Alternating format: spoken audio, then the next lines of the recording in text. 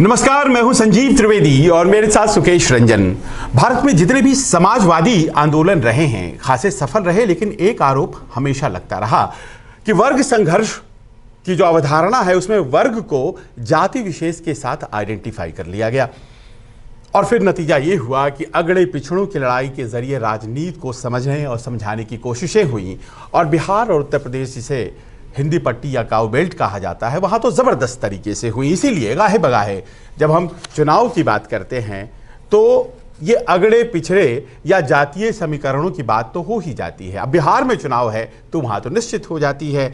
अब देखिए आज कैसे ये बहस फिर से चल पड़ी है 2015 में लालू जी के जरिए, और अब तेजस्वी यादव ने कह दिया कि बाबू साहब लालू जी के ज़माने में ऐसे नहीं थे जिनके सामने गरीब जो है वो सीना तान कर नहीं चलता। उनके शब्द थे कि गरीब भी बाबू साहब के सामने सीना तान कर लालू जी के ज़माने में चला करते थे। कहने का मतलब बाबू साहब अगर राजपूत समुदाय को बिहार में कलोकियली कहा जाता है तो क्या सुकेश ये फिर से वो कोशिश है कि आप तो मुद्दों पर थे अभी तक, फिर अचानक क्या हो गया आपको? अचानक आपको क्यों ज़रूरत पड़ गई कि आप बाबू साहब और सीना तान या गरीब, क्योंकि आप जानते हैं गरीब का मतलब वहाँ पिछड़ा मान लिया जाता है। देखिए मुझे लगता है कि ये फॉल्टर कर गए और इसीलिए तुरंत रफू करने की कोशिश हुई। आरजेडी की तरफ से तुरंत उसका रफू किया गया।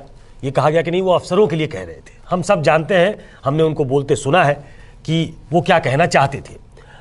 ये बहुत फेचिंग नहीं है आज की तारीख में उनके लिए। वो एक मुद्दे पे थे, वो टिके हुए थे, ग्राउंड स्वेल दिख रहा था, वो वाइब भी दिख रहा था लोगों से जो आ रहा था कि बेरोजगारी एक बड़ा मुद्दा है। वो आगे भी इसी को मुद्दा, इसी पे टिके रहेंगे वो, मुझे लगता है। लेकिन एक मौका उन्होंने दे दिया है कि दूसरा पक्ष जो है वो सीधा सीधा उन पे आरोप लगाएगा कि ये बांटने की राजनीति में लग गए। जो पहले से उन पे आरोप लगते रहे हैं इस पूरे चुनाव के दौरान अगर आप देखेंगे तो बीजेपी का ये नैरेटिव रहा है कि ये तोड़ने वाले लोग हैं, ये टुकड़े टुकड़े गैंग के साथ हैं।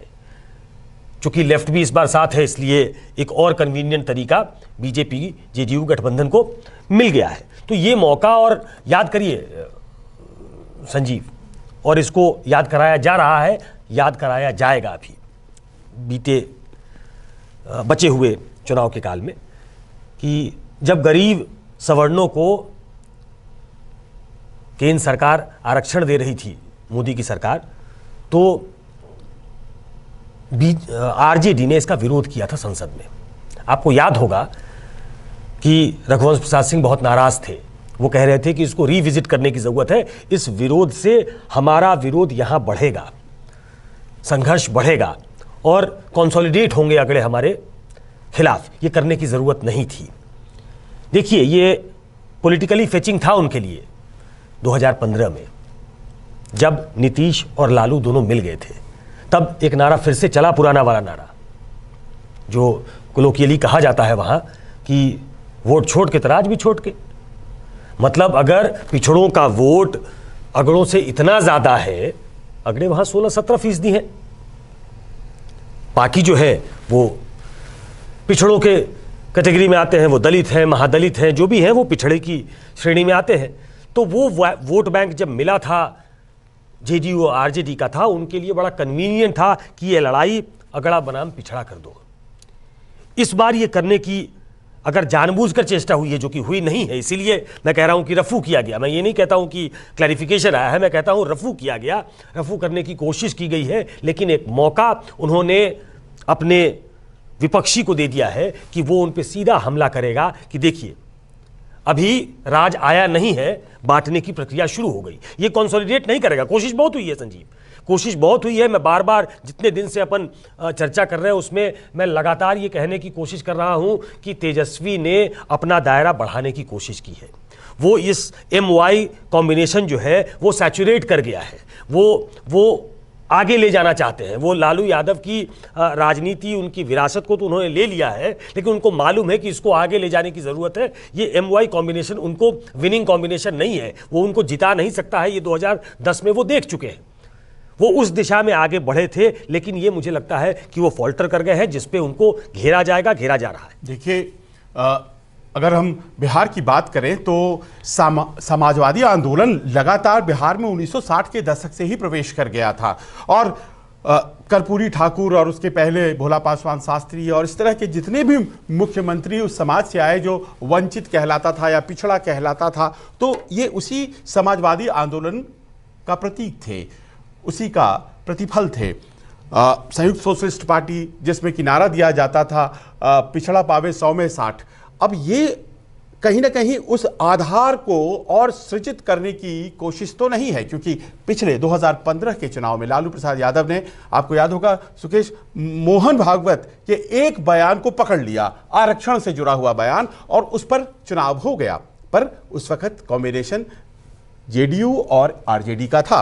अब आज जैसा कि आप पहले भी कहते आए हैं, हम देख भी रहे हैं, लगातार तेजस्वी कहते हैं कि गलती हुई थी पहले और उस गलती को से आगे बढ़ना है, हर समाज के अंग को साथ में करना है। तो ऐसे में जो तेजस्वी का एक आभा मंडल बन रहा था और उनकी चर्चाएं सवर्ण, पिछड़े, दलित हर वर्ग में समान रूप से हो रही थी कि कुछ नया है, कुछ अलग सा तो लगता है। क्या ये जो आभा मंडल है, वोटों के टर्म्स में हम बात करें तो ये दरकेगा और उससे कुछ लोग जो सवर्ण उनकी तरफ आते, उनमें कहीं ना कहीं एक संशय की स्थिति फिर आ जाएगी? एक इशू तो बनेगा, ये मैं बार बार कह रहा हूं कि उन्होंने शायद न चाहते हुए भी एक मुद्दा अपने विपक्षी पार्टी को पकड़ा दिया है। उन्होंने एक बड़े वर्ग को टारगेट किया था, उन्होंने पूरे युवाओं को टारगेट किया था। उसमें उनको सेगमेंटाइज करने की जरूरत नहीं थी, कौन से किस सेगमेंट से आता है। और मैं बार बार कह रहा हूं कि ये उनको एक अलग पहचान दे रहा था। आप याद करिए पुराने दिनों की, आपने बात की संयुक्त सोशलिस्ट पार्टी की, आपने बात की, तमाम लोग नारे दिया करते थे और वो दरअसल वो अवेकनिंग थी, वो जगाने की कोशिश थी। वो काल था 60 का, 70 का दशक, 80 का दशक, जब उनको जगाया गया। और एक ज़माने में 70 के दशक में तो जाति तोड़ो जो लालू प्रसाद यादव लालू प्रसाद लिखते हैं, नीतीश कुमार लिखते हैं, जिससे उनकी जाति का पता नहीं चलता। आप देखेंगे अधिकतर उस समय जो पैदा हुए या जो इन्फ्लुएंस थे, उन्होंने अपना नाम से सरनेम हटा दिया, अपने बाल बच्चों के नाम से के आगे से सरनेम हटाया, क्योंकि ये परंपरा चली थी। बिहार इसकी जननी माना जाता था और इसमें बहुत योगदान कर्पूरी ठाकुर का था कि उन्होंने एक अलग व्यवस्था की थी। और ये कहते हैं कि लालू यादव से जो मनमुटाव था रामविलास पासवान का, नीतीश कुमार, दोनों एक साथ ही हुआ करते थे, वो इसी मुद्दे पे था, क्योंकि इन दोनों का सवर्णों से भी कोई वैसा उनका रिफ्ट नहीं था। वो चाहते थे कि उनको भी साथ लिया जाए, उनको साथ लेकर चला जाए, उनमें जो गरीब हैं उनको भी जोड़ा जाए। तो ये एक वोट बैंक उन्होंने क्रिएट किया था। आपने पिछली बार का हवाला दिया और मैंने कहा कि वो पिछली बार तो पे कर सकता था कि मोहन भागवत का एक बयान आया और वो टूट पड़ने के लिए काफ़ी था, क्योंकि ये ऐसा इनविंसिबल कॉम्बिनेशन था। और मैं बार बार कहता हूं कि तीन भुजाएं अगर हैं, आरजेडी, जेडीयू, बीजेपी, अगर तीन प्रोमिनेंट पार्टियां हैं, दो मिल जाती हैं तो उनको एक एज मिलता है। आप देख लीजिए बीजेपी जेडीयू जब से चुनाव लड़ी 2005 से, तो वो लगातार एक विनिंग कॉम्बिनेशन के तौर पे उभरी है, क्योंकि दोनों साथ थे। आरजेडी अकेले पड़ जाती थी। 2015 में जब नीतीश आरजेडी के साथ हो गए तो वो विनिंग कॉम्बिनेशन हो गया। तो वो अगर कॉम्बिनेशन वो होता तो ये सहसा आप बना सकते थे। लेकिन एक नया देश जो बनाने की कोशिश है, एक नया बिहार बनाने की कोशिश है, एक युवा प्रदेश जिसमें सबसे ज़्यादा युवा हैं, करीब 2 करोड़ के आसपास 30 साल से कम आयु के लोग हैं, उसको काटर कर रहे थे तेजस्वी, उनको एक होप दिखा रहे थे तेजस्वी। क्या ये होप जो उन्होंने जनरेट किया है, क्या वो इस बयान से दरकेगा? क्या वो उनको पॉलिटिकल डिविडेंड देने के बजाय एक संशय क्रिएट करेगा कि लीजिए फिर से वापस आ रहे हैं, फिर से वही आ रहे हैं। यही है आरोप बार बार कि फिर से वो करने की कोशिश करेंगे। क्या तेजस्वी कम से कम उस खांचे में नहीं आते थे, अभी तक नहीं आ रहे हैं। तेजस्वी के बारे में ये लग रहा है कि ये तो पढ़ा लिखा आदमी जैसी बातें करता है और क्रिकेटर रहा है, एक्सपोजर दूसरा है, शायद ये उस तरह से नहीं है जो पारंपरिक रूप से आरजेडी के नेता होते थे। लेकिन किस मजबूरी में ये बात बोली गई। लेकिन बात अधूरी रह जाएगी अगर हम उस क्लैरिफिकेशन की बात न करें जो इस बयान के बाद दी गई। देखिए, राजपूत समाज बिहार में ऐसा समाज रहा है जो सवर्ण समाज होने के बावजूद बहुत उसमें वोट बैंक ऐसा है जो कि आरजेडी के साथ रहा है।